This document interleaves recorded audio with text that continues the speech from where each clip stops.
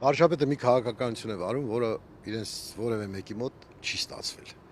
Վարշապետը կարողանում է հրաշալի հարաբերություն պահել Ֆրանսիայի նախագահի հետ,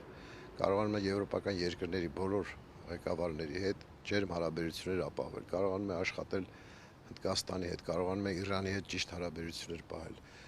Եվ աստիճանաբար ասացի, որ նաև ստացվում է, որ առաջին անգամ Թուրքիայի հետ կարողացավ այն խոսակցությունը տանել, որ չէր ստացվում որևէ մեկ նախագահի մոտ, կարողացավ Ալիևի հետ ամբողջովին առանց միջնորդի աշխատել։ Սա շատ կարևոր է, գիտեք, որովհետև ամենամեծ հաջողությունը արձանագրվում է, երբ որ երկու կողմ են։